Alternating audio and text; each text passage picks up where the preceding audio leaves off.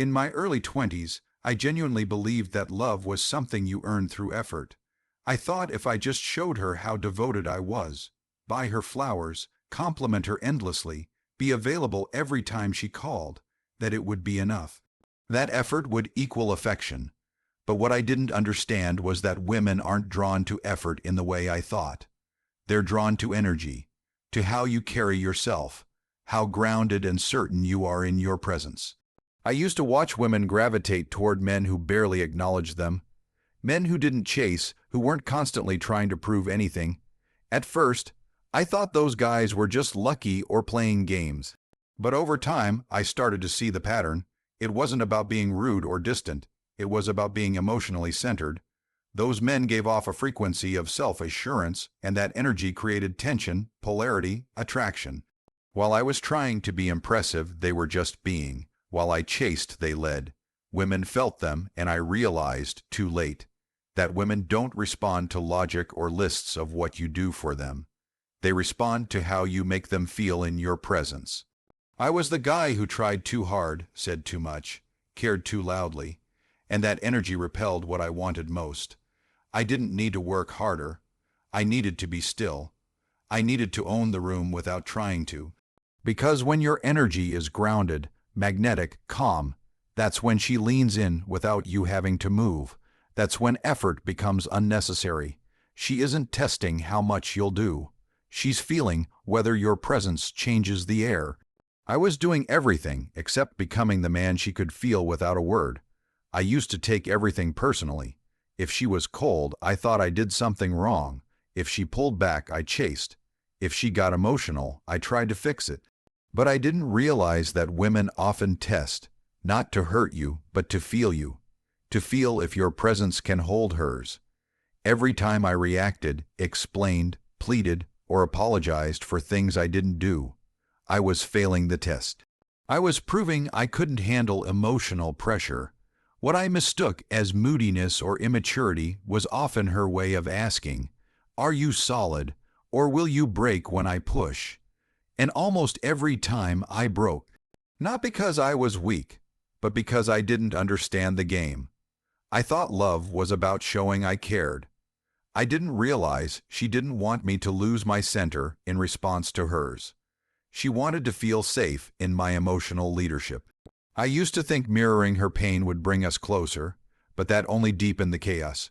She didn't want a partner to spiral with her. She wanted someone who could anchor her storm. Presence, polarity, stillness, that's what creates trust in her body. Not agreement, not words, not begging. The more I reacted, the less she respected me. Because under her emotions, she was feeling for something stable. Something she could surrender to, and I wasn't it. Not then. I talked too much, felt too much, gave too much, but real strength isn't in what you give, it's in what you can hold. Now I know, when she gets erratic, it's not time to react. It's time to breathe, to stay grounded, to let her feel that nothing she does can pull you off center. That's when the tests stop, because you passed without saying a word. I used to think love and safety were the same thing. That if I made her feel secure, never triggered, always heard, she would love me more. So I softened. I avoided conflict. I became emotionally accessible to a fault. But in that safety, something else died. Tension. Polarity, desire. I killed attraction with consistency. I became predictable, easy to read, always there. I thought she'd appreciate that it would build loyalty. But instead, she got bored. She stopped looking at me with that hunger. I was offering everything she said she wanted, but I wasn't giving her what she felt pulled toward. I became her comfort, her friend, and eventually her therapist. Because when you erase the edge, you erase the spark. I didn't understand that attraction lives in mystery, in tension, in the unknown, and by trying to always make her feel safe, I gave her no space to desire me. I learned that a woman doesn't stay because she feels logically comfortable. She stays because something in your presence keeps her emotionally engaged. Desire isn't born from transparency, it's born from depth. I thought sex meant love and affection meant connection. but many times she was close because I made her feel secure, not because she was truly into me. And when that need passed, so did she. I learned painfully that women crave presence more than protection, masculine edge more than emotional obedience. They want a man who can lead, not a man who becomes what they need in the moment. Because once you shift from lover to emotional caretaker, attraction dies, slowly, silently, and you don't even realize it until she's already looking elsewhere for what you stopped embodying. When I reflect on past heartbreaks, I realize I wasn't grieving the woman. I was grieving the fantasy, the image I built of who I thought she was, the future I imagined, the version of us I hoped we'd become. I ignored reality. I saw red flags and rationalized them. I excused disrespect because I wanted the connection to be special. I kept telling myself, she's just scared, or she's been hurt, as if her pain gave her permission to hurt me. I made her potential more important than her patterns, and that's why I stayed too long, tried too hard, and lost myself in the process.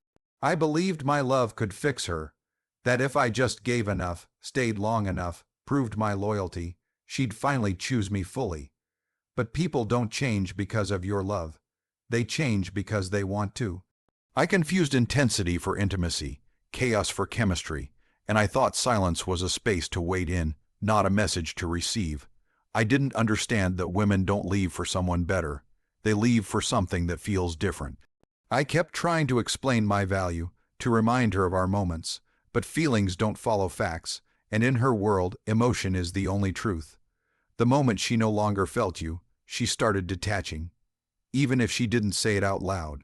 I blamed myself, thought I wasn't enough, but the truth is, I was never what she was really looking for, because she didn't even know what that was. She was chasing a feeling, and I was offering stability.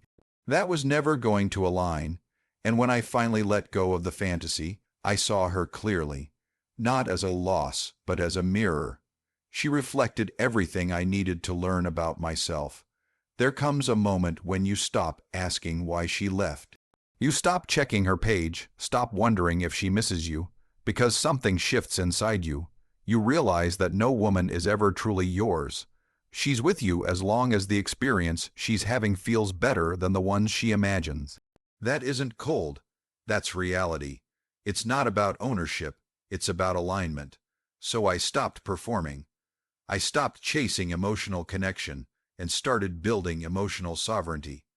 I focused on becoming someone I respected. I stopped giving chances that weren't earned.